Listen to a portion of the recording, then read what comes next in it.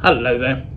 Today I wanted to take a look at a malt whiskey. This is a malt whiskey from the island of Islay. This is the 10-year-old version of Laphroaig, which is probably the most widely distributed iteration of Laphroaig malt whiskey. So I would say that Laphroaig is arguably the quintessential Islay malt whiskey. It bears the Prince of Wales's Royal Warrant, Prince Charles as was, now King Charles III, and is the only malt whiskey to have done so. And really Laphroaig is very much sort of a standard bearer for the very pronounced peaty, rugged, salty, iodine sort of flavours that typify so many of the whiskies that come from the rugged island of Islay. The distillery itself has a history going back over 200 years. It was founded in 1815 by two brothers, Donald and Alexander Johnson, and they, some years previously, had leased 1,000 acres of land to run cattle and also to grow feed crops, barley. It turned out that they had excess barley that went into the distilling of alcohol, and very soon distilling became the most profitable part of their business. The Johnson family continued to own Laphroaig despite some quite strong competition from their neighbours Lagavulin right up until the 1960s, when the distillery was sold to Long John Inc. Long John owned the distillery until it was bought in 2011 by Beam Inc., which was subsequently merged with Suntory to become Beam Suntory in 2014. And they're still the owners of Laphroaig. Perhaps the first element of the flavour of the whisky is the water that's used from the Kilbride stream. This is a lovely soft water, it's high in minerals and has a distinctive peaty nature. The barley used here is locally grown and is malted in their own malt house. The malt house dates back to 1840 and looks out over the sea. So it's very much influenced by the atmosphere, the humidity, the notes of brine from the sea. And the processing of the barley here is very much influenced by the local peat. Now that is used first of all to cold smoke the barley.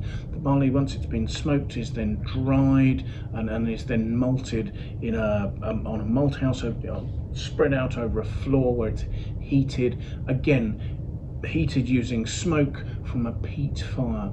Now the peat from this part of Islay is laid down mostly from heather, lichens and moss, and imbues the barley with very strong notes of this peat, sort of iodine notes, tarry notes.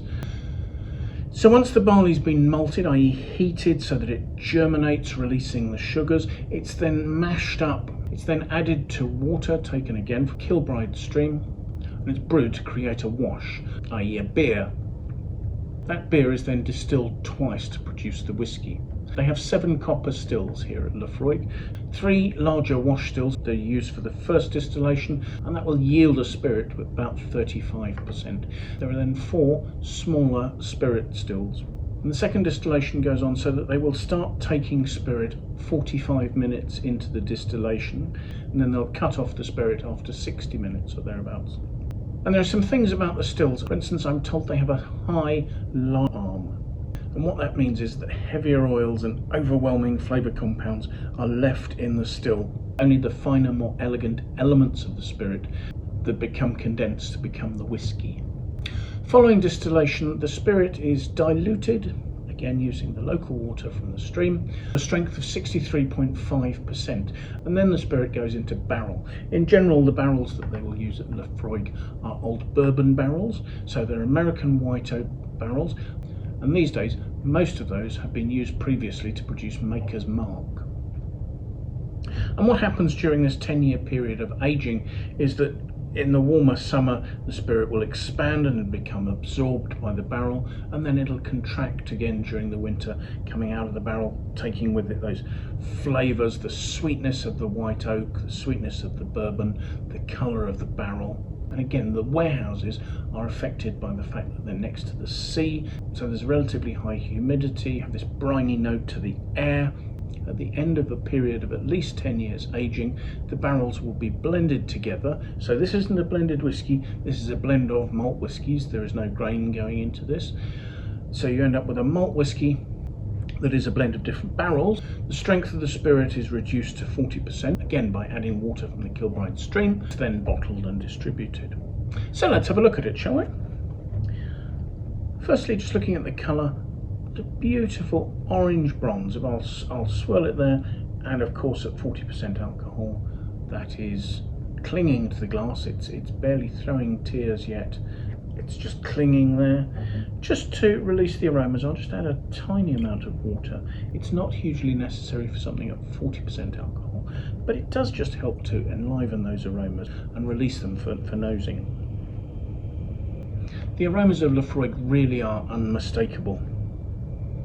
There's a very definite iodine note. There's plenty of smoky elements in there. There's an almost sulphurous touch. And there are elements of sea salt as well, perhaps.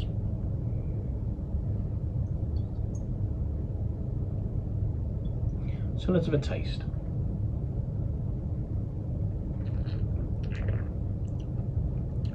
Again, there's a real mineral nature. There's almost a hint of sort of granite rock there, slightly drying, and then you get these sulphury notes. But in there also there's a honeyed note. There are notes of heather. There's this pungent iodine note. There's some quite drying notes on the back palate.